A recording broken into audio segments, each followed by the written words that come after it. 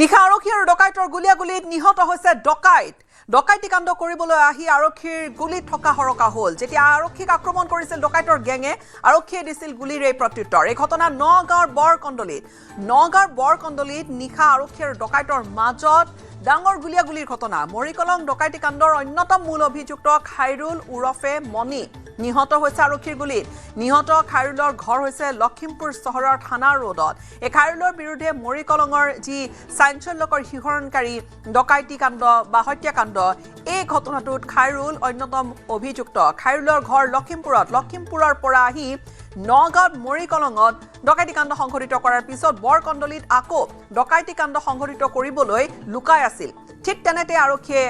তাত অভিযান চলালে মৰিকলং ডকাইতি কাণ্ডৰ পাছৰে পৰা পলাতক হৈ আছিল খাইৰুল ৭টা অভিযুক্তৰ ৬টা ধৰা পৰিছিল কিন্তু এই খাইৰুল পলাতক হৈ আছিল নিশা পুনৰ ডকাইতিৰ পৰিকল্পনাৰে নগাঁৱলৈ আহিছিল খাইৰুল ডকাইতৰ খবৰ লাভ কৰাৰ পিছতে আৰক্ষী উপস্থিত হৈছিল বৰকণ্ডলিত আৰক্ষীও পিছ লৈ আছিল ডকাইতৰ আৰক্ষীৰ সৈতে যেতিয়া মুখামুখি হ'ল তেতিয়া আৰক্ষীৰ প্ৰতি পিষ্টল উলিয়াই গুলিয়াবলৈ আৰম্ভ কৰিলে আৰু আৰক্ষীয়ে গুলিৰে প্ৰত্যুত্তৰ দিয়াত গুলিবিদ্ধ হৈছিল খাইৰুল ততাতৈয়াকৈ খাইৰুলক নগাঁও চিকিৎসা মহাবিদ্যালয়লৈ লৈ যোৱা হৈছিল যদিও পথতে মৃত্যু ঘটে খাইৰুলৰ ডকাইতৰ পৰা জব্দ কৰিছে এটা 7.65 পিষ্টল আৰু লগতে এখন দা ঘটনাস্থলীৰ পৰা পলাই হাৰিছে কিন্তু আন ৫টাকৈ ডকাইতে অৰ্থাৎ আন ৫টা ডকাইত কিন্তু এতিয়াও পলাতক হৈ আছে হয় মৰিকলঙৰ পিছত এইবাৰ বৰকণ্ডলিত ডকাইতি কাণ্ড সংঘটিত কৰিবলৈ আহিছিলে ডকাইতৰ এই নতুন গ্যাংটোৱে মৰিকলঙৰ ডকাইতি কাণ্ড সংঘটিত কৰি চেন্নাইলৈ পলাই গৈছিল খাইৰুল চেন্নাইত থাকিল চেন্নাইৰ পৰা নগাঁৱলৈ উভতি পুনৰ সেই একেই ডকাইতৰ পৰিকল্পনা কৰিছিল নগাঁৱত থাকে দুধৰ্ষ ডকাইতৰ দ্বিতীয় পত্নী থাকে নগাঁৱত ডকাইতটো অৰ্থাৎ খাইৰুল উৰফে মণিৰ ঘৰ হৈছে লখিমপুৰৰ থানা ৰোডত খাইৰুলৰ দ্বিতীয় পত্নীয়ে দেহ ব্যৱসায় চলোৱাৰো আছে গুৰুতৰ অভিযোগ অৰ্থাৎ অপৰাধী চক্ৰ এটা চলাই নিয়াৰ গুৰুতৰ অভিযোগ আছে দেহ ব্যৱসায় চলোৱা ধাবাটো আৰক্ষীয়ে চলাইছিল অভিযান খাইৰুলৰ দ্বিতীয় পত্নীৰ অনৈতিক বেহাৰ সহযোগী ৰেকিব আলী বৰ্তমান পলাতক হৈ আছে পোনপটীয়াকৈ এই মুহূৰ্তত আমি সংযুক্ত হৈছো আমাৰ নগাঁৱৰ প্ৰজ্যেষ্ঠ সাংবাদিক নীলোৎপল বৰাৰ সৈতে নীলোৎপল নতুন খবৰ পোহৰলৈ আহিছে যে সেই যে মৰিকলঙৰ ঘটনা এই মৰিকলং ডকাইতি কাণ্ড সংঘটিত কৰাৰ পিছতে চেন্নাইলৈ পলাই গৈছিল আৰু দ্বিতীয় পত্নী নগাঁৱত থাকে দ্বিতীয় পত্নীৰ বিৰুদ্ধে আছে অভিযোগ যে দেহ ব্যৱসায় চলায় নিশ্চয় গীতাশ্ৰী দ্বিতীয় যি খাইৰুল আলী ওৰফে মিণ্টুৰ যি দ্বিতীয় পত্নী নগাঁৱত থাকে নগাঁৱৰ যি এগৰাকী যি ইয়াত নগাঁৱৰ ধাবাত দেহ ব্যৱসায় চলায় আৰু খাইৰুল এই ঘটনা সংঘটিত কৰি মই দেখুৱাইছোঁ ডাক্তৰ ৰঞ্জিত শইকীয়া আছে মই দেখুৱাইছোঁ এইসমূহ আঘাত এতিয়াও স্পষ্ট হৈ আছে তেওঁৰ যি মূৰত যিসমূহ আঘাত আছে খাইৰুলে তেওঁক সেইদিনাখন যি প্ৰহাৰ কৰাৰ এইসমূহ আঘাত এতিয়াও স্পষ্ট হৈ আছে মই প্ৰথম ডাক্তৰ ৰঞ্জিত শইকীয়াৰ সৈতে কথা পাতিবলৈ চেষ্টা কৰিম ৰঞ্জিত দা আজিৰ পৰা 2-3 দিন পূৰ্বে শ্ৰাদ্ধ আপোনাৰ যিখিনি শেষ হৈ গৈছে আপোনাৰ পত্নীৰ আৰু আজি এটা খবৰ আহিছে খাইৰুল আলী ওৰফে মণি লখিমপুৰৰ পৰা যি ডকাইতৰ দল আহিছিলে আপোনাৰ ঘৰত ডকাইতি কৰিবলৈ আৰু আপোনাক যোনে আক্ৰমণ কৰিছিলে খাইৰুল সেই খাইৰুল ইতিমধ্যে আৰক্ষীৰ লগত গুলিয়াগুলিত নিহত হৈছে কি ক'ব খবৰটো পাই পেলাই মই বিৰাট সুখী হৈছোঁ কাৰণ মোক মাৰিছিলতো আপোনালোকৰ মুখৰ পৰা এতিয়া গম পালোঁ যে মোক প্ৰহাৰ কৰিছিলে মূৰত আৰু হয়ো মোৰ মূৰততো গোটেইখনতো চিলনি পৰিছিলে আপোনালোকে জানে মোৰ কমপ্লিটলি হেড ইঞ্জুৰি হৈছিলে দুটাকে আমি মতা তিৰোতা হাল দুইটা ICUত আছিলোঁ তেনে ক্ষেত্ৰত আজি তেওঁৰ যদি মৃত্যু হৈছে মই অশেষ ধন্যবাদ জ্ঞাপন কৰিছোঁ ভাল পাইছোঁ মনটোৱে শান্তি পাইছোঁ আৰু ভগৱানৰ ওপৰত মোৰ বিশ্বাস আছে উচিত ভগৱানে শাস্তি দিবই দোষীক শাস্তি দিবই আপোনাৰ পত্নীক বা আপোনাৰ ঘৰ যি ডকাইতি হ'ল যিটো ঘটনা হ'ল আপোনালোকৰ পৰিয়ালটোলৈ যি বিপদ নামি আহিলে আৰু এটা পৰিয়াল কালি হয়তো বলি হ'লহেঁতেন কালি একে ডকাইতস্থলে ডকাইতি কৰিবলৈ আহিছিলে কিন্তু নগাঁও আৰক্ষীৰ তৎপৰতাৰ বাবে নগাঁও আৰক্ষীয়ে আগতীয়াকৈ ব্যৱস্থা লোৱাৰ বাবে কালি গুলিয়াগুলি হ'ল য'ত খাইৰুল মৃত্যু হ'ল কিন্তু কিমান দুঃসাহস আপোনাৰ ঘৰত এটা ঘটনা সংঘটিত কৰি থৈ গ'ল য'ত গোটেই অসমে ধিক্কাৰ দিছে তাৰপিছত পুনৰ নগাঁৱত ডকাইতি কৰিবলৈ আহিবলৈ সাহস কৰিছে লখিমপুৰৰ পৰা সেইটো ক্ষেত্ৰতো আমাৰ অসম পুলিচক আমি সদায় ভাবোঁ যে কমজুৰি বুলি কিন্তু কমজুৰি বুলি ভাবিব নালাগে তেওঁলোকক কাৰণ মোৰ নিজৰ কেছটোতে মই দেখিলোঁ তেওঁলোকে যিটো ক্ষিপ্ৰতাৰে মানে চবকে কৰায়ত্ব কৰিবৰ কাৰণে সক্ষম হৈছে তেওঁলোকক অসম পুলিচক মই অশেষ ধন্যবাদ জ্ঞাপন কৰিছোঁ আৰু মই আকৌ পুনৰবাৰ তেওঁলোকক মই অনুৰোধ কৰিছোঁ মোৰ কেছটোৰ লগত যদি কোনোবা জড়িত হৈ আছে আৰু কোনোবা যদি লিংকমেন তেওঁলোককো অতি শীঘ্ৰে কৰায়ত্ব কৰিবলৈ মই অনুৰোধ জনাইছোঁ আৰু মোৰ বিশ্বাস আছে তেওঁলোকে কৰিব আৰু ভগৱান আছে ন্যায়টো ভগৱানে মোক দিব আমাৰ যি খবৰ আছে খাইৰুলৰ পত্নী পাৰ্বিন তেওঁ নগাঁৱত এখন ধাবাত দেহ ব্যৱসায় চলাই আৰু খাইৰুলৰ পত্নী দ্বিতীয় পত্নীৰ ওচৰলৈ খাইৰুল আহিছিলে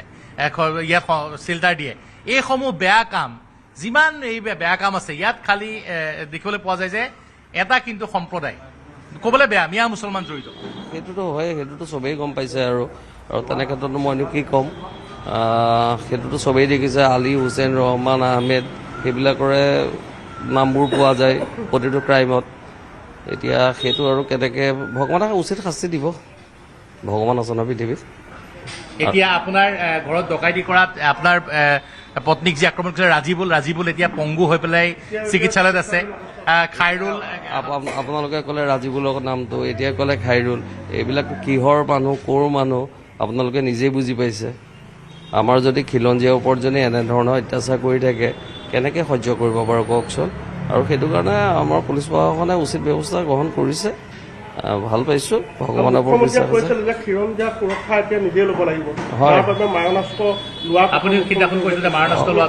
প্ৰয়োজন একজেক্টলি আমাৰ মুখ্যমন্ত্ৰী ডাঙৰে মই মানে সেইদিনাখনো মই কৈছোঁ যে তেওঁ কিমান দূৰদৰ্শীভাৱে কথাবোৰ চিন্তা কৰে যে মানে আমি খিলঞ্জীয়াক ৰক্ষা কৰিবৰ কাৰণে আমাক মৰণাস্ত্ৰ বা কিবা এটা অস্ত্ৰৰ প্ৰয়োজন সেইটো কাৰণে এপ্লাই কৰিবলৈও তেখেতে চবকে মানে কৈছিলে সুবিধাও কৰি দিছিলে আৰু কিন্তু আমি প্ৰয়োজন বোধ কৰা নাছিলোঁ কিন্তু ভবা নাছিলোঁ কিন্তু এতিয়া ভাবিছোঁ যে নহয় মই এতিয়া নিজে ভুক্তভোগী আৰু তেনে ক্ষেত্ৰত মই কওঁ যে তেখেতকো মই অশেষ ধন্যবাদ জ্ঞাপন কৰিছোঁ আৰু এইখন চৰকাৰৰ ওপৰত মোৰ আস্থা আছে আৰু এটা মই বাৰীত দেখিছিলোঁ যে আমাৰ অসম পুলিচকো তেখেতে কৈছিলে যে মানে অসম পুলিচ ইমান কমজোৰ নহয় আৰু এতিয়া মোৰ কেছটোতে মই দেখিছোঁ যে সঁচাকৈ অসম পুলিচ কিন্তু কমজোৰ নহয় অসম পুলিচে কৰোঁ বুলি ক'লে কৰিব পাৰে আৰু তেওঁলোকে কৰি দেখুৱাইছোঁ আৰু ভগৱানে উচিত বিচাৰ কৰি আছে আৰু এতিয়া আপোনাৰ ঘৰত যিটো আমাৰ তাত খবৰ আছে ইয়াত ডকাইতি কৰাৰ পিছত খাইৰুল ইয়াৰ পৰা যেতিয়া ৰাজীবুলতক ধৰিলে খাইৰুলে ইয়াৰ পৰা চেন্নাইলৈ পলাই গৈছিলে তাৰপিছত পুনৰ আকৌ ঘূৰি আহিলে আকৌ ডকাইতিৰ পৰিকল্পনা আকৌ নগাঁৱলৈ আহিছে তেতিয়াহ'লে চিন্তা কৰকচোন সিহঁতৰ কিমান সাহস আৰু সিহঁতৰ শেষ শাস্তি সদায় চৰম শাস্তি হ'ব লাগে চৰম শাস্তি ডেফিনেটলি আৰু একেবাৰে শেষ কৰি পেলাই আৰক্ষীয়ে গুলিওৱাৰ পিছত আকৌ মানৱ অধিকাৰৰ কথা আহে এইবিলাক কথা নাই একচুৱেলি মানৱ অধিকাৰৰ ইয়াত কথা হ'ব নালাগে কাৰণ চাওক আজি মোৰ ঘৰত ডকাইতি কৰি গ'ল আজি যদি মানৱ অধিকাৰৰ কোনোবা এজনৰ ঘৰত হওকচোন তেতিয়া কি পদক্ষেপ হয় হত্যা কৰে তেতিয়া গম পাব ভুক্তভোগীয়েহে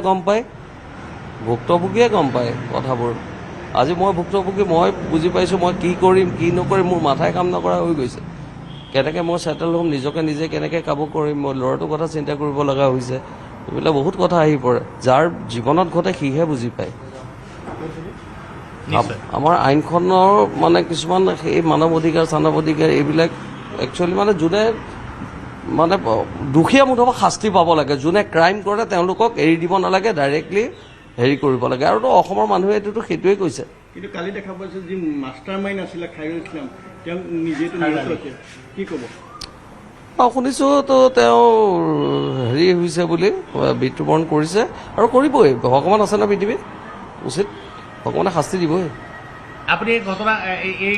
যি ঘটনা হ'ল তাক লৈ আপুনি শান্তি পাইছে অকণমান হ'লেও শান্তি পাইছোঁ কাৰণ এজনে যিজন আপোনালোকে ক'লে যে প্ৰথমতে কি নাম কৈছিলে ৰাজীবুলে মোৰ দেউতাক মূৰত আঘাত কৰিছিল আৰু আজি গম পালোঁ যে খাইৰুলে বোলে মোৰ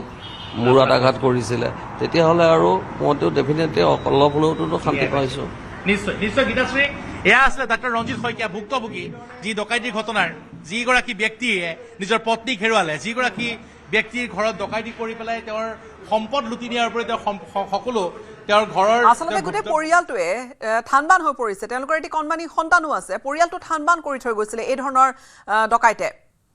নীলোৎপল এই ডকাইতি কৰাৰ পিছত ক'ৰবাত বহিৰাজ্যত গৈ লুকাই থাকিবলৈ সক্ষম হৈছে তাৰপিছত আকৌ উভতি আহিছে আকৌ নিজৰ গেং সক্ৰিয় কৰি আকৌ ডকাইতি কাণ্ড কৰিবলৈ আহিছে কিন্তু এই যি নাৰীৰে ব্যৱসায় চলাই আছে দ্বিতীয় পত্নীয়ে অৰ্থাৎ ঠায়ে ঠায়ে অপৰাধী চক্ৰ লখিমপুৰৰ কথা যদি কওঁ লখিমপুৰত খাইৰুল কিমান এক্টিভ নগাঁৱত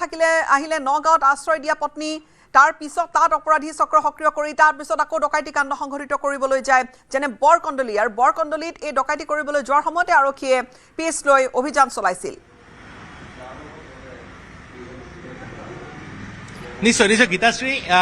যি লখিমপুৰৰ পৰা আহিয়া দ্বিতীয় পত্নী মই পুনৰ কৈছোঁ বহু কথা জড়িত হৈ আছে আজি UCC আনিছে ইউনিফৰ্ম চিভিল কোড আনিছে বহু বিবাহ বন্ধ হৈছে এইসমূহ অপৰাধীয়ে বহু বিবাহ কৰে এই ইয়াত নগাঁৱত লখিমপুৰৰ পৰা আহি এগৰাকী দ্বিতীয় পত্নী বিবাহ কৰিছে সেইগৰাকীয়ে ইয়াত দেহ ব্যৱসায় চলায় সেইগৰাকীয়ে ইয়াত অপৰাধীক আশ্ৰয় দিয়ে এনে বহু কথা আছে কিন্তু নগাঁও আৰক্ষীয়ে যথেষ্ট তৎপৰতা দেখুৱাইছে আৰু আমি কিছু সময়ৰ পিছত পুনৰ পোনপটীয়া সম্প্ৰচাৰ কৰিম যিহেতু নগাঁও আৰক্ষী অধীক্ষকগৰাকীয়ে